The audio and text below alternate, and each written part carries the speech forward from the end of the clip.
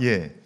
지난 주간에 여러분 혹시 기억하시는지 모르겠는데 사람을 보는 두 가지 관점이 있다고 그랬는데 하나는 상자 안에서 보는 시각이 있고 또 하나는 상자 밖에서 보는 시각이 있다. 이렇게 얘기했어요. 기억 물론 하시죠? 네. 다 기억하시죠? 사람은 자꾸 상자 속으로 들어가는 거예요. 들어가서 세상을 보려고 해요. 그러면 상자 안에서 보는 세상은 그것밖에 보이질 않아요. 근데 안타까운 것은 상자 안에 들어갔다는 사실을 모른 채 상자 안에서 세상을 보면서 그게 세상의 전부라고 생각하는 거예요. 그러면 그 사람이 하는 판단은 모두 다 틀릴 수밖에 없어요. 제가 아는 우리 김 집사님이라는 분이 계셔요. 그분은 공군사관학교를 졸업하고 공군 장교로 임관을 해서 사실은 항상 1등으로 졸업을 하신 분이세요.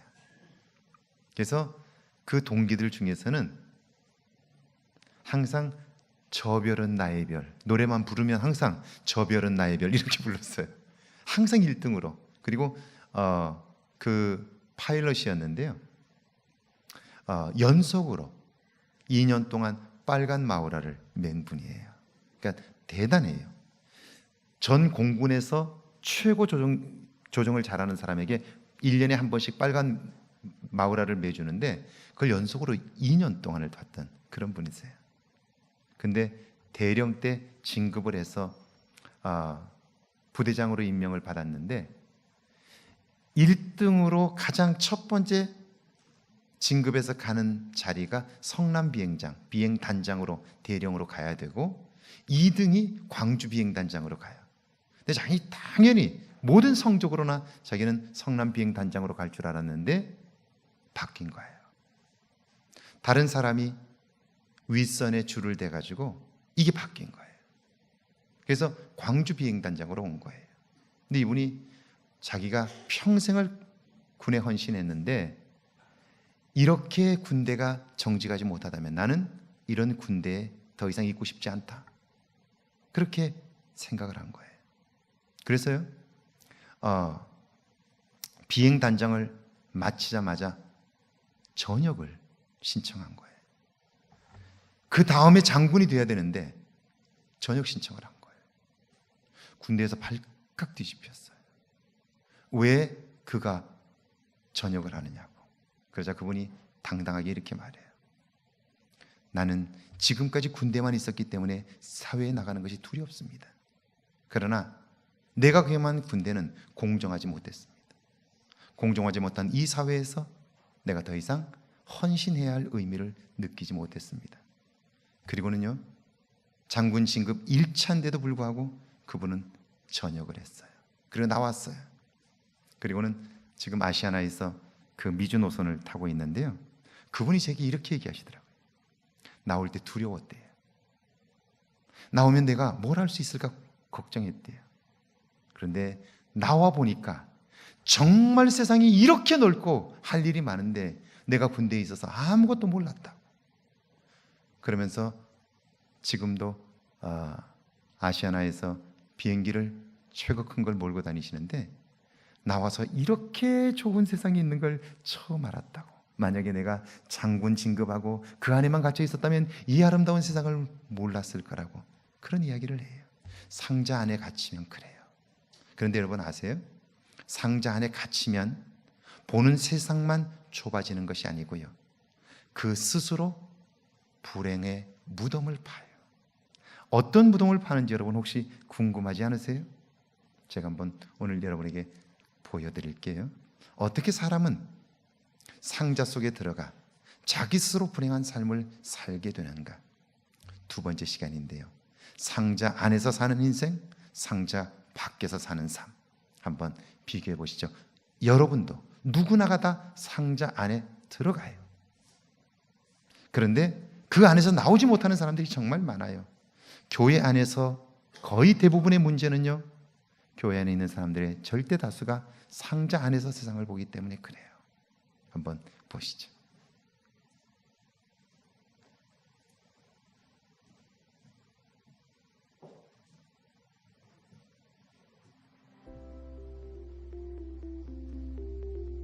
저는 사람을 보는 관점이 두 가지가 있다는 것을 알게 되었습니다.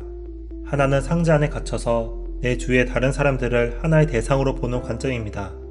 내 편안과 안정을 방해하는 성가신 존재, 문제거리로 보는 거죠. 다른 하나는 상자 밖에서 사람들을 한 사람으로 바라보는 것입니다. 나와 비슷한 욕구와 감정을 가지고 존중을 받을 만한 사람으로 보는 것이죠. 그렇게 저의 관점은 바뀌는 듯 했습니다. 그러나 상자 안에 있는 여자친구를 대하면서 제 마음은 다시 상자 안으로 들어갔습니다. 술 자리로 돌아온 저는 형에게 다그치듯이 물어봤습니다. 형, 이미 상대방이 상자 안에 갇혀 있어서 나오지 않으려고 하면 어떻게 해야 해? 그걸 알려면 먼저 우리가 어떻게 상자 안에 들어가는 것부터 알아야 해. 또 내 이야기를 하나 해볼게. 언뜻 듣기에는 시시한 얘기일 수도 있어. 그래도 들어봐봐. 2년 전 어느 날 밤의 일이야. 태어난 지 갓 4개월이 된 내 아들이 칭얼거려서 잠에서 깨게 되었어. 잠에서 깨자마자 난 당연히 아들을 위해서 뭔가를 해야 한다고 느꼈지. 옆에서 아내가 자고 있으니까 내가 먼저 아들을 돌봐서 아내가 계속 잠들 수 있게 해야 한다고 생각했어. 너도 이런 순간이 있지 않아? 여자친구나 누군가를 위해서 귀찮아도 무언가를 해야 한다고 느끼는 순간 말이야.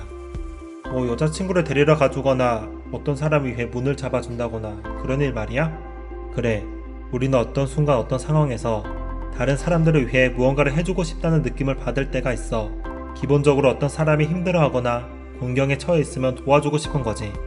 그날 밤이 그랬어. 난 아내를 위해서 자리에서 일어나 아들을 돌보고 싶었어. 근데 내가 막상 어떤 행동을 한지 알아? 난 그냥 가만히 누워서 아이가 우는 소리를 듣고만 있었어. 눈을 감은 채로 자는 척을 하면서 말이야. 좀 찌질하지? 난 아내를 위해서 무언가 해야만 한다는 내 생각과 느낌을 존중하지 않고 배반했어. 이를 자기 배반이라고 해. 어떤 사람을 위해서 무언가 해야 한다는 생각과 느낌을 배반하는 것. 이 자기 배반은 세상에서 매우 흔한 거야. 그런데 그 자기 배반이 가져오는 결과는 생각보다 엄청 커. 그날 밤, 난 아이가 울어도 가만히 있었지. 자, 이 순간 자기 배반을 한 이후로 나는 아내를 어떻게 보기 시작했을까? 알 것 같아. 불평했지? 왜 나만 일어날까 말까 고민을 해야 하는 거지? 이런 식으로. 난 조금씩 내 행동을 정당화하기 시작했어. 계속 잠만 자는 아내를 배려심이 없고 내가 이렇게 노력하는 것도 모르는 무감각한 사람이라 생각했어. 심지어 아내가 깼는데 자는 척 하는 건 아닐까 의심도 하게 되었지. 에이, 그건 아니지 않을까? 정말 피곤해서 잔 걸 수도 있잖아. 너 말이 맞아. 하지만 사실 그 자체는 중요하지 않아. 내가 그렇게 의심한 게 중요하지. 생각은 점점 심화되었어. 아기가 울도록 내버려 두는 것을 보고 난 그녀를 어떤 엄마, 어떤 아내로 생각했을 것 같아? 아기가 울어도 끔찍하지 않는 형편없는 엄마라고 생각했나? 그래, 아내는 가만히 있었지만 나는 점점 아내의 나쁜 점들을 보기 시작했어. 일어나지 않으니 게으른 엄마로. 나는 이렇게 신경을 쓰고 있는데 자고만 있는 배려심이 없는 아내로 말이야. 근데 내가 형수님 봐서 아는데 그런 사람 아니잖아. 다시 말하지만 사실 그 자체는 중요하지 않아.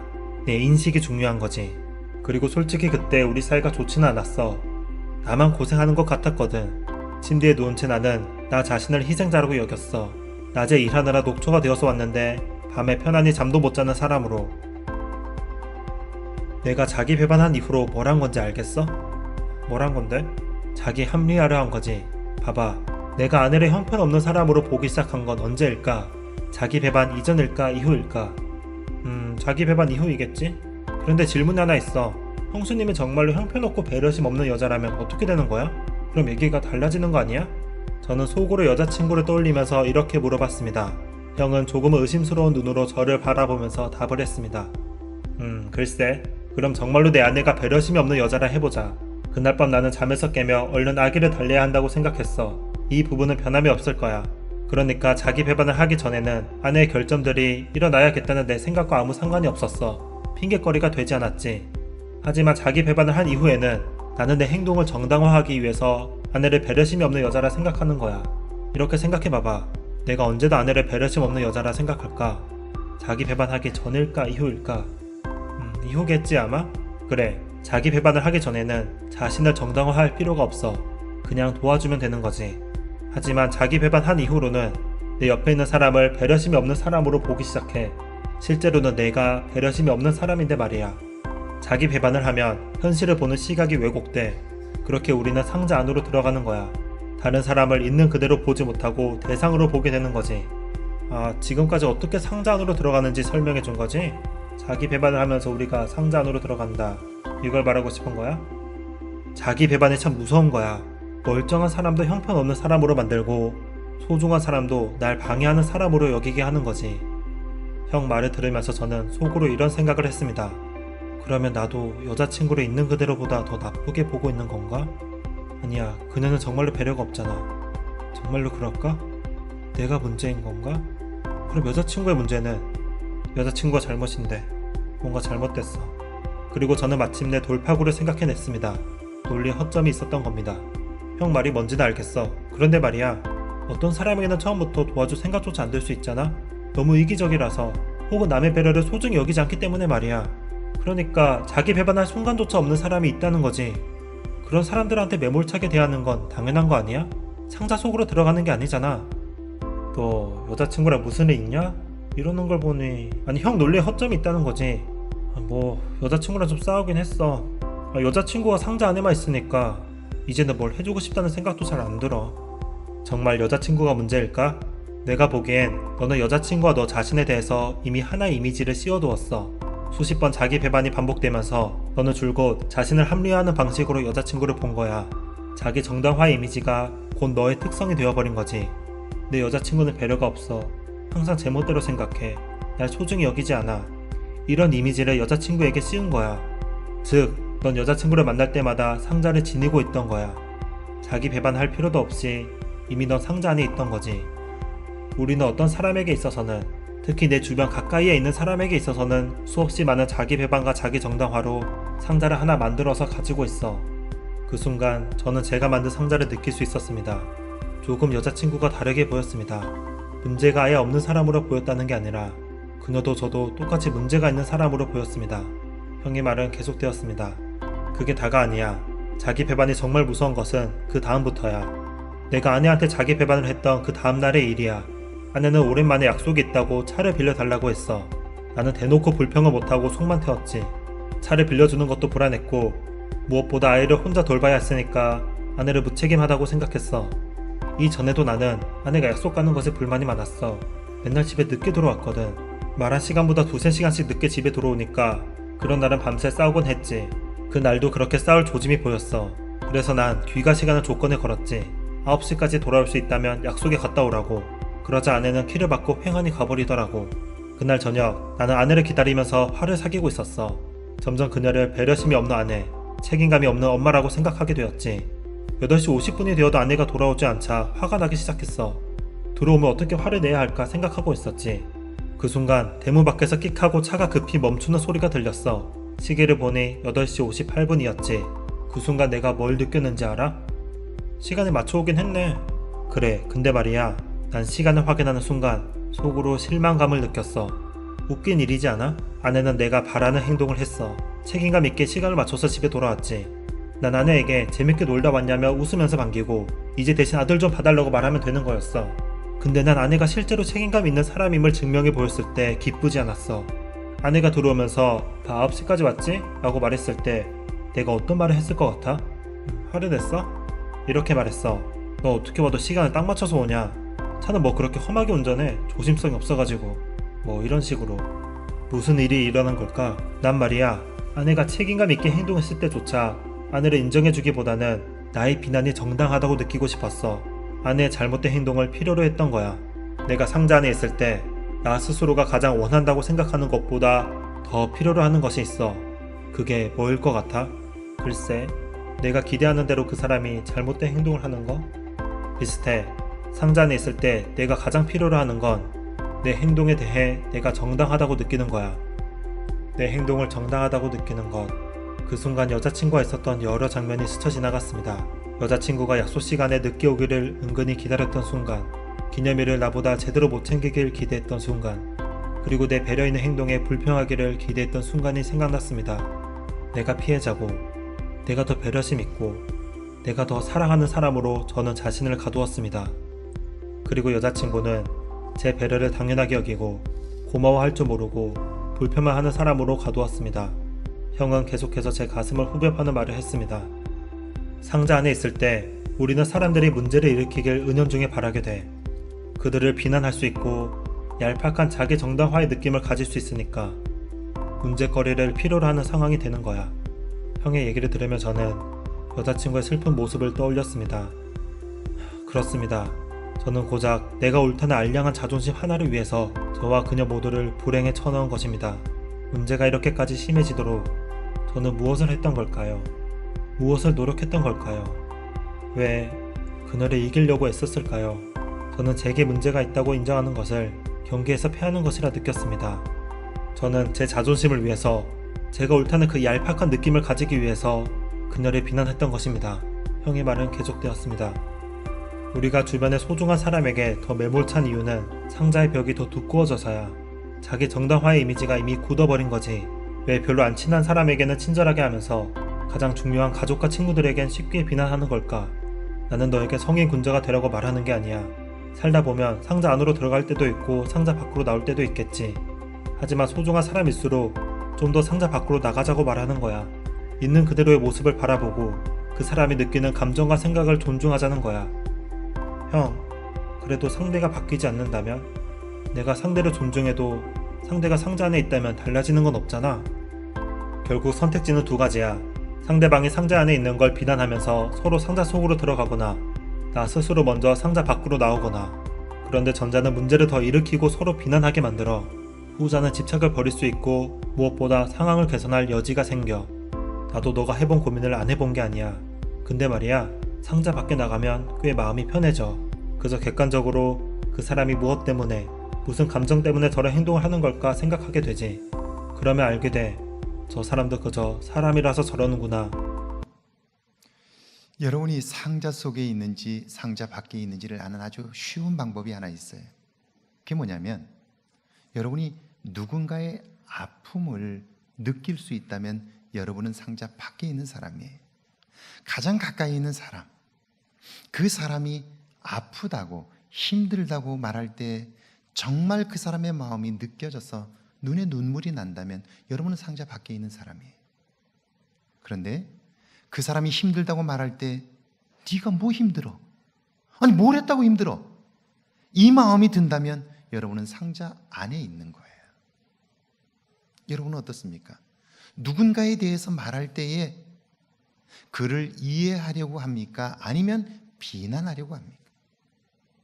우리는 지금까지 살아오면서 나름대로 나 스스로를 보호하면서 살아왔어요. 근데 그게 상자라는 사실을 모르는 거예요. 교회 안에서 목회자와 성도 간의 관계, 우리 스스로는 상자 속에 들어가서 목회자를 보는 거예요. 지금까지 우리 교회 안에 있었던 목사님들의 이야기를 여러분들은 담고 있고요. 그래서 목회자에 대한 태도는 이래야 된다, 목사들은 이렇다 라고 하는 상자 속에 여러분을 가둬두었어요. 그리고 그것으로 보는 거예요. 그러니까요, 목회자가 힘들어하고 고통스러워해도 그게 전혀 느껴지질 않는 거예요. 아니 지가 뭐 힘들어서 그래, 이렇게 힘든 사람도 있는데, 이런 생각이 드는 거예요. 상자 속에 갇힌 거죠. 그런데 그렇게 아무리 이야기를 해도 내가 상자에서 나오지 않는 한 내 삶은 달라지지 않아요. 결국 그 사람은요, 비난 게임을 하다가 그의 인생의 끝에서는 후회할 수밖에 없는 거예요. 자기 자신도 비난하게 되는 거죠. 여러분, 여러분이 상자 속에 있습니까? 아니면 상자 밖에 있습니까? 제가 오기 전에 항상 그 예배 전에는 제가 최고의 기분이면 좋겠다 하는 마음을 가지고 노래를 한 곡씩을 꼭 듣고 와요. 제가 Heal the World라고 하는 노래를 듣는데 갑자기 눈물이 나서 견딜 수가 없는 거예요. Make a better place. 좀 더 나은 세상을 만들자. 누구를 위해서? For you and for me and the entire human race. 나와 너 그리고 인류를 위해서. 우리 좀 더 나은 세상을 만들자라고 노래를 하는데, 그 노랫말이 제 가슴을 콱 치는 거예요. 내가 존재하는 것은 나를 위하여 존재하지만, 그러나 내가 온전히 건강하게 존재하려면 내 곁에 있는 사람이 행복하지 않으면요, 지금 나와 관계하고 있는 사람이 행복하지 않으면 그러면 나는 결코 행복할 수가 없는 거예요. 그래서 우리는 삶을 살면서 make a better place, 좀 더 나은 세상을 만들려고 노력할 때 내가 행복해지는 거예요. 그게 나를 위한 거고요. For me and for you. 당신을 위한 것이고, 그리고 그게 전체 for the entire human race. 모든 인류를 위해서 그 일은 가장 소중한 일이 되는 거예요. 제가 앞으로 몇 번에 걸쳐서 더 한번 오늘 우리가 어떤 상태에 있는지, 우리의 마음은 어떤 상태인지, 우리의 몸은 어떤 상태인지, 우리의 영혼은 어떤 상태인지를 여러분과 함께 생각해 보려고 하는데요, 정말 이제는 남은 소중한 삶을 위해서라도 나를 돌아봐야 할 때이고요, 상자에서 나와야 할 때이고요, 그리고 돌이켜야 할 때입니다. 밑에 한번 같이 읽어볼까요? 우리 밑에 같이 읽습니다. 시작. 인간이 가진 이성이 완전하지 못하다는 사실을 인정한다면 우리가 배우는 사상이나 이념, 그리고 그 어떤 체제도 절대적일 수 없습니다. 그럼에도 특정한 사상이나 이념이 개인의 자유와 창의성을 억압하는 절대적인 가치관으로 자리를 잡는다면 그 사회는 필연적으로 독재의 공포를 경험할 수밖에. 제가 지금 사회만 이야기하는 게 아니고 개인도 똑같습니다. 나도 모르는 사이에 소위 절대적인 가치관, 창의나 자유를 억압하는 절대적인 가치관을 가지게 된다면 사실은 이게 편협이에요. 편협이라는 단어의 뜻이 뭐냐면 한쪽으로 치우쳐 도량이 좁고 너그럽지 못한 거예요. 편협해진 거예요. 이렇게 되면요, 그 자신도 독재적인 삶을 경험하게 되고요, 그 사회는 필연적으로 독재의 공포를 경험할 수밖에 없어요. 밑에 한번 같이 읽어볼까요? 시작. 독재는 처음부터 거칠게 무력으로 출발하지 않습니다. 모든 전체주의는 부드러운 이념으로부터 시작되며 매우 가치지향적입니다. 민주선거로 권력을 잡은 히틀러는 위대한 아리안족의 영광을 최고의 이념으로 내세웠습니다. 무산계급을 위한 평등사회를 지배 이념으로 내건 모택동의 문화대혁명은 중국 대륙을 반문화 반윤리의 전장판으로 만들었습니다.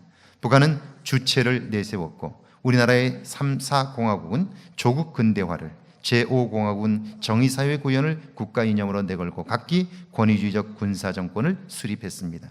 사상의 내용과 가치를 평가하는 것보다 더 중요한 것은 그 사상이나 이념이 한 생명을 어떻게 대하느냐를 보면 미래를 알 수 있습니다. 이것은 신앙도 마찬가지예요. 자, 이제는 더 이상 그 사람의 신앙이 좋다, 나쁘다를 교회를 얼마나 다녔느냐, 그의 직분이 뭐냐, 이걸로는 평가할 수 없다는 게 이미 증명이 되어버렸어요. 왜냐하면 TV에 나와서 가장 경건하고 믿음 있는 것처럼 보이는 사람들이 뒤에서는 딴짓을 했잖아요. 엊그제 JTBC에 나와서 증언한 여자 검사의 이야기를 여러분 들으셨죠? 그를 그렇게 하고 지금까지 상처 속에 몰아넣었던 그 사람은 은혜를 받았다고 간증을 하고 다닌다는 거 아닙니까? 더 이상 그의 직분이 뭐냐, 교회를 얼마나 다녔느냐, 이걸로는 그의 신앙을 알 수 없다는 거예요. 그럼 뭘로 그 사람의 신앙을 알 수 있을까요? 그 사람이 가장 곁에 있는 한 사람, 정말 보잘것없는 한 사람, 그 사람을 대하는 태도를 보면 그의 신앙을 알 수 있다는 거예요. 그의 말을 보면 알 수 있고요, 그가 어떻게 사람을 대하는가를 보면 알 수 있다는 거예요. 보세요. 북한의 주체라고 하는 사상을 통하여 새로운 나라를 세우겠다고 했어요. 그런데 그 주체라고 하는 사상의 내용이 뭡니까? 그게 세습입니까? 정권의 대물림입니까? 주체라면 그런 일은 있을 수 없는 거죠. 그런데 말은 주체 사상이라고 이야기하면서 결국 왕정시대로 돌아가 버린 거죠. 한 사람을 소중하게 여기지 않는 거예요.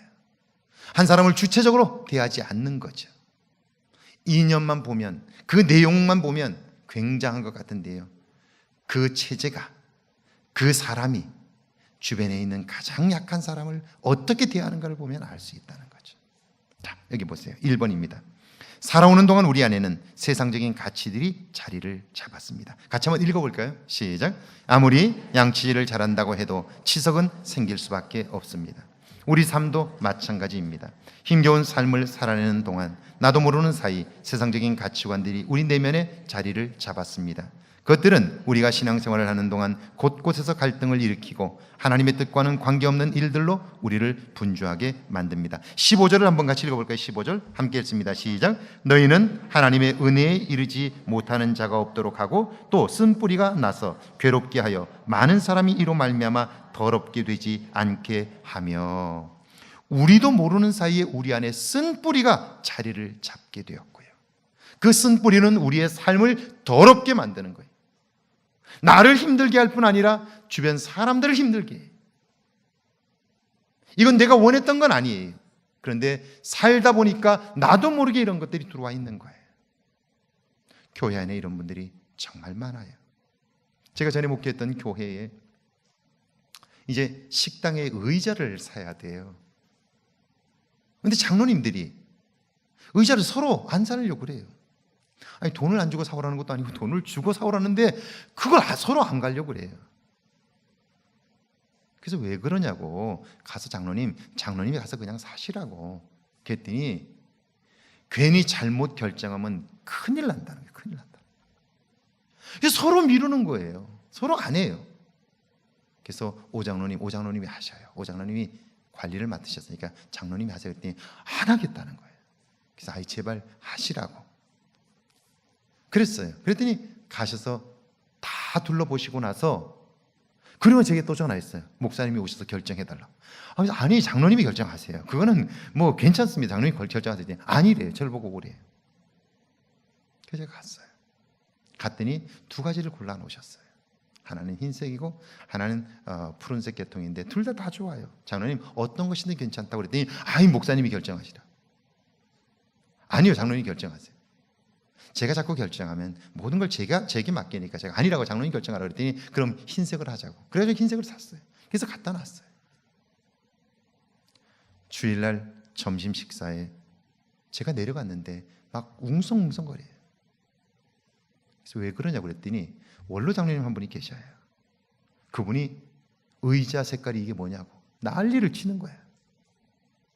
그래서 왜 그러냐고 그랬더니 어떻게 식당의 의자 색깔이 강단 색깔하고 똑같냐고. 강단의 의자 색깔하고 똑같냐고. 거룩한 강단의 색깔하고 주방 의자 색깔하고 그게 무슨 상관인지 난 모르겠어요. 강단에 있는 의자 색깔하고 그 색깔하고 같다고 어떻게 그렇게 할 수 있느냐고. 그런데요, 아무도 그게 잘못되었다고 이야기하지 않아요. 그분은 펄펄 뛰고 있는데 아무도 그분이 잘못되었다고 이야기하지 않아요. 근데 제가 너무너무 안타까웠던 것은요, 저분이 마음이 얼마나 불편할까. 저건 바꿀 수도 없는데 저걸 보는 내내 그분은 불편할 텐데 그게 마음이 너무 아픈 거예요. 더 아픈 것은요, 나와 맞지 않으면 그분은 모든 게 불편할 텐데 과연 그의 인생에 쉼은 있을까? 그의 삶의 평강은 있을까? 좀 더 한 걸음 들어가서 질문하면 이분은 과연 하나님을 믿는 분일까? 왜요? 나와 다른 것을 용납할 수 없는데 하나님은 항상 나와 다르잖아요. 더 크고 놀랍잖아요. 과연 이분은 하나님을 믿는 분일까? 제가 그 질문에 대하여 분명하게 대답하기가 어렵더라는 거예요. 여기 보세요. 우리도 모르는 사이에 쓴뿌리가 들어와 있어요. 우리 스스로가 상자 속에 들어가 갇혀 있는 거예요. 그래서 입만 열면 불평과 원망을 하고 다른 사람을 비난하는 거예요. 우리가 그리스도의 사랑을 받아서 그 사랑에 충만하다면 다른 사람을 비난하기에 앞서서 그 사람이 겪는 고통, 그 마음의 아픔을 느낄 수 있어야 할 거예요. 그렇죠? 왜냐하면 하나님이 그러시니까요. 그런데 쓴뿌리가 들어와 자리를 잡은 이후에 다른 사람의 아픔은 느껴지지 않아요. 여보, 나 요즘 힘들어. 아니, 당신이 뭐가 힘들어? 집에서 맨날 놀기만 하면서 뭐가 힘들어? 요즘은 잠이 잘 안 와. 잠자니까 그렇지. 여보, 애 보는 게 너무 힘들어. 아니, 그럼 나가서 돈 벌어. 자, 공감을 못하는 거예요. 오늘 우리가 그렇지 않느냐 하는 거예요. 왜 이렇게 됐을까? 16절 한번 읽어볼까요? 16절 함께 읽습니다. 시작. 음행하는 자와 혹 한 그릇 음식을 위하여 장자의 명분을 판 에서와 같이 망령된 자가 없도록 살피라. 음행과 욕심을 따라 사느라고 하나님에게서 멀리 떠난 거예요. 여기 보면 godless 이렇게 돼 있어요. 하나님 없이 사는 거예요. 그러니까 욕심에 빠질 수밖에 없고 음행에 빠질 수밖에 없는 거예요. 눈앞에 좋아 보이는 것을 쫓아 살게 되는 거예요. 오늘 우리가 그렇게 살지 않느냐는 거예요. 여러분, 하루를 살면서 하나님 내 인생에 정말 필요합니다. 하나님 나와 함께 해주세요 라고 절박하게 기도한 것이 언제쯤입니까? 하나님, 오늘도 나와 함께 해주셔서 감사해요. 오늘도 하나님의 손길을 느낄 수 있게 해주셔서 감사해요 라고 고백한 때가 언제쯤입니까? 상자 속에 들어가 있으면요, 그냥 있지 않아요. 끊임없이 세상을 향하여 비난하다 보면요, 그 상자가 점점 두꺼워져요. 그래서 느낄 수가 없게 되고요, 어떤 소리도 들을 수 없게 돼요. 그러면 어때요? 자기 스스로 고립되니까요, 외로워요. 결국 눈앞에 쾌락을 쫓게 돼요. 하나님 없이 사는 삶은 이렇게 점점 망해갈 수밖에 없는 거예요. 여러분, 모든 권세는요, 외부의 침입에 의해서 망해진 게 아니라 내부의 타락으로 인해서 망해요. 틀림없어요. 여기 오늘 살아오는 동안 우리 안에는 세상적인 가치들이 자리를 잡았어요. 뭐로 가도 서울만 가면 되고요, 수단 방법을 가리지 않고 이겨야 하고요, 내 목적은 이루어야 하고요, 이런 가치들이 들어와 있는 거예요. 그게 이루어지지 않으면 못 견디는 거예요. 못 견디는. 세상적인 가치들이 우리 속에 들어와 있는 거죠. 그러니까 어때요? 방향과 목표를 잃어버린 이후에 이런 일들이 벌어지는 거예요. 밑에 한번 읽어볼까요? 함께 읽습니다. 시작. 하나님께서 아브라함과 사라에게 아들을 줄 것이라 말씀하셨지만 그들은 현실적인 판단을 했습니다. 몸종 하가를 통해 아들을 얻어도 내가 기르면 내 자식이 될 것이라 여긴 것입니다. 당시 고대 근동사회에서는 흔히 있었던 일이었고 그러기에 양심의 찔림도 없었습니다. 그런데 문제는 해결되었지만 더 큰 문제들이 줄줄이 생겼습니다. 방향과 목표를 잃으면 열심은 곧 악의 먹이가 돼요. 열심이 없어서 문제가 아니에요. 방향이 잘못되면, 목표를 잃어버리면 열심은 곧 더 큰 악을 행하는 앞잡이가 되고 마는 거예요. 그래서 여기 14절을 보면요, 이렇게 말씀해요. 같이 한번 읽어볼까요? 14절 시작. 모든 사람과 더불어 화평함과 거룩함을 따르라. 이것이 없이는 아무도 주를, 자, 화평함과 거룩함을 따르라. 왜요? 뒤에 보니까 이것이 없이는 아무도 주를 보지 못한다, 이렇게 말해요. 이 말을 다시 바꿔서 말하면 이런 겁니다. 내 가장 가까이 있는 사람, 우리의 삶이 가정과 일터와 교회라면, 일터에서 만나는 사람과 화목하지 못한다면 그는 결코 그의 삶에서 주를 볼 수 없게 된다는 거예요. 우리의 삶의 한 축인 교회 안에서 누군가와 화목하지 못하면 그는 결코 주를 볼 수 없다는 거예요. 우리는 안 보면 그만이라고 생각해요. 그런데 그 사람을 안 보는 것이 아니라 그 사람을 안 보면서 주님도 더 이상 볼 수 없게 된다는 거예요. 주님을 볼 수 없이 신앙생활을 한다면 어떻게 될까요? 제가 그 욕은 들어보지 않았습니다만은 독일에서 가장 심하게 하는 욕이 있다고 그래요. 가장 심한 욕. 어떤 욕인 것 같아요? 성령 없이 예수 믿으라는 욕이 제일 심한 욕이라는 거예요. 성령의 도우심이 없이 어떻게 예수를 믿을 수가 있어요? 신앙생활하는 것 자체가 짐인 거예요. 무거운 짐인 거예요. 예수를 믿는 즐거움이 없이 신앙생활하는 것보다 더 큰 짐은 없어요. 그런데도 우리 속에는 어느 순간 나도 모르는 사이에 신앙생활은 재미없는 것이라고 생각해요. 설교는 지루한 것이라고 생각해요. 교회 안에서 보내는 시간은 낭비하는 시간이라고 생각하는 거예요. 언제부터 이런 생각이 들어온 거죠? 이게 뿌리를 내려버린 거예요. 여기 보세요. 모든 사람과 더불어 화평함과 거룩함을 따르라. 이것이 없이는 아무도 주를 보지 못하리라. 주를 보지 못하면서 신앙생활을 한다면 그의 삶은 어떨까요?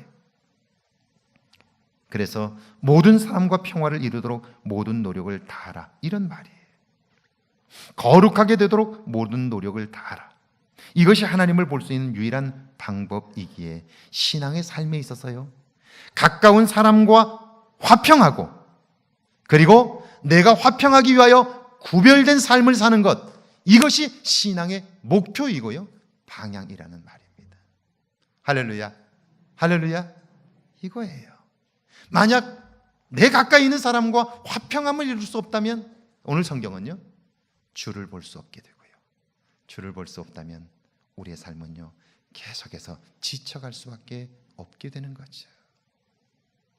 저는 성숙해져 간다는 게 뭘까 늘 묵상해요. 그러면서 이런 생각이 들었어요.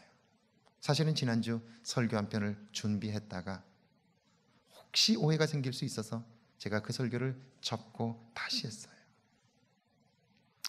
사람이 어떤 존재냐를 아는 일은 굉장히 중요해요. 그래서 철학의 주제는 사람과 삶이에요. 근데 그 중에서도 사람에 대한 이야기예요. 성경도 온통 사람에 대한 이야기를 하고 있어요. 왜냐하면 사람에 대하여 알지 못하면요, 신앙이 필요 없기 때문에 그래요. 자, 이런 겁니다. 제가 아이들을 키웠어요. 딸 둘입니다. 여러분 아시지만 딸들이 있어요. 4살 터울입니다. 제가 바깥에 나갔다 올 때마다 아이들에게 장난감을 하나씩, 기념품을 하나씩 사다 줘요. 그래서 처음에 아이가 성장할 때 두 아이가 있으니까요, 아빠 마음은 물건을, 기념품을 사다 주면, 다른 걸 사다 주면 두 아이가 가지고 놀다가 실증이 나면 바꾸면 오랫동안 가지고 놀 수 있겠다. 그렇죠? 그렇죠? 그래서 다른 걸 사가지고 갖다 줬어요. 아빠 와서 애들이 확 달려와요. 제가 나갔다 오면 뭘 선물을 사오는 걸 알기 때문에 애들이 와서 막 뭐 했느냐고 가방을 뒤지고 그래요. 그래서 물건을 사서 가지고 온 걸 큰 아이에게 하나 주고 작은 아이에게 하나 줬어요. 선물은 뭐죠? 내가 한 건 아무것도 없는데 공짜로 받는 거예요. 공짜로 받았으니까 얼마나 좋겠어요. 그런데요, 둘째 아이가 언니가 받은 물건을 보더니 저게 좋아 보인다는 거예요. 그래서 그걸 달라고 그래. 여러분, 내 손에 쥐었는데 남이 달라고 그러면 주겠어요, 안 주겠어요? 안 주지요. 안 된다고 그래요. 그러니까 아이가 저거 달라고 막 떼쓰기 시작해. 언니는 안 된다고 그러고요. 그러니까 애는 가서 뺏으려고 그래. 언니는 도망가고요. 그러니까 성질 나니까 둘째 애가 그 자기 받은 선물을 집어 던지고 안 갖는다고 그래요. 그러니까 집안 분위기 어떻게 됐어요? 둘째 아이는 자기 갖고 싶은 거 못 가져서 성질 났죠. 큰 아이는 받았지만 달라 그랬는데 안 줘가지고 아이가 우니까 찝찝하지요. 그걸 보는 아빠는 속상하지요. 곁에 있는 엄마도 속상해. 선물을 갖다 줬는데 집안은 온통 형편없이 되어버린 거예요. 인간의 삶이 이런 거예요. 없어서 불행해지는 게 아니고요, 있어도 불행해지는 거예요. 그 다음에 제가 똑같은 것을 색깔만 다른 걸 사다 줬어요. 색깔에도 다르면 가지고 놀다가 바꾸라고요. 그런데 둘째 아이는 여지없이 언니가 가진 그 색깔이 좋다고요. 그거 달라고 또 똑같이 집안을 엉망으로 만들었어요. 나중에 할 수 없이요, 똑같은 물건을 사다 줄 수밖에 없었어요. 다른 걸 사다 주면 충분히 가지고 놀다가 지루할 때 바꾸면 되는 거예요. 그러면 훨씬 풍성해져요, 삶이. 그런데 가지고 놀지 못할 뿐 아니라 그걸 집어던지고 사준 사람까지 다 속상하게 만드는 게 사람이에요. 성숙하다는 건 뭘까요? 거룩하다는 건 뭘까요? 거룩하다는 것은 구별된다는 말인데요, 인간이 이런 존재라는 사실을 알게 되면서 예수 그리스도로 말미암아 이런 죄악됨을 하나씩 하나씩 벗고 그 죄악된 삶과는 다른 삶을 사는 거예요. 그래? 너 그럼 좋아 보이는 거 이거 가지고 놀아. 그거 날 줘. 그리고 같이 놀다 보면 지루해지면 다시 바꾸자. 이게 성숙한 거죠. 그럼 어때요? 우리의 삶은 풍성해지는 거죠. 속상하지 않고 오히려 기뻐하고 기쁘게 사는 모습을 보면 사다 준 사람도 기쁘게 되고 온 식구들이 기뻐할 수 있는데도 불구하고 그걸 기쁘게 살 수 없는 것이 사람이라는 거예요. 그래서 성경은요, 우리의 신앙의 목표가, 신앙의 방향이 화평함과 거룩함이라고 말하는 거예요. 우리 스스로는 결코 화평할 수 없는 거예요. 그리고 거룩할 수 없는 거예요. 하나님의 도움으로 화평함과 거룩함을 쫓게 될 때 우리는 그때 함께 하시는 주님을 볼 수 있게 되는 것이죠. 할렐루야. 아니, 저 집은 뭐가 그렇게 좋아서 맨날 웃는데? 우리는 다 남들보다 더 잘 사는데도 맨날 싸우는데. 우린 가진 건 없지만 우리는 서로 아끼고 살기 때문에 행복한 거예요 라고 말해줄 수 있는 거죠. 할렐루야. 그런 거예요. 자, 그래서 화평함과 거룩함이 우리 신앙의 삶에 있어서 방향이요, 목표인 거예요. 이제는 그래서 돌이켜야 돼요. 밑에 한번 같이 읽어볼까요? 시작. 방향과 목표는 새롭게 세우면 됩니다. 예수님이 목수이기에 우리는 그분 안에서 새롭게 고쳐질 수 있고, 하나님은 창조자이시기에 그분의 손길로 새롭게 빚어질 수 있습니다. 17절 한번 읽어볼게요. 17절 시작. 너희가 아는 바와 같이 그가 그 후에 축복을 이어받으려고 눈물을 흘리며 구하되 버린 바가 되어 회개할 기회를 얻지.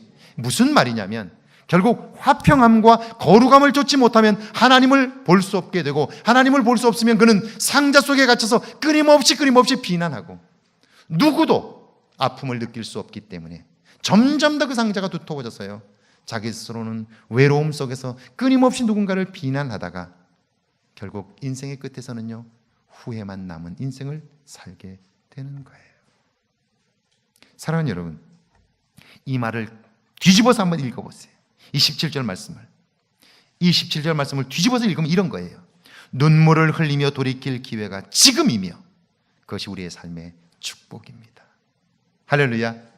지금이야말로 돌이켜야 할 때이고요, 상자에서 나올 때이고요, 우리의 방향과 목표를 새롭게 정해야 할 때이고요, 성공과 출세가 아니라 화평과 거룩함으로 우리의 신앙의 목표를 새롭게 설정하고요, 그리고 그 일에 정진함으로 그때 함께 하시는 주님을 경험하게 될 때 우리의 삶은 새로워질 수 있는 거예요.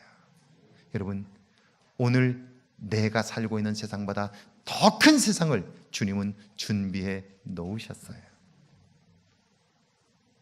그것은요, 다른 세상이 아니라 새롭게 발견되는 세상인 거예요. 할렐루야. 내 집안이 달라지고 내 직장이 달라지는 것이 아니고요, 새롭게 볼 수 있는 눈을 가진 세상이 되는 것이고요, 그 세상이 되면요, 다른 사람의 아픔이 느껴지고 누군가 힘들다는 이야기를 들을 때 나도 가슴이 먹먹해져서 그를 위하여 진심으로 기도할 수 있게 되는 거예요. 여러분 한 사람 한 사람을 통해서 하나님은요, make a better place, 좀 더 나은 세상을 만들기를 원하셔요. 그게 for you, 여러분을 위한 것이고, for me, 나를 위한 것이고, 그리고 and the entire human race, 전 세계 인류를 위한 일이 되는 거예요. 여러분에게 이런 은혜가 있기를 주의 이름으로 축원합니다.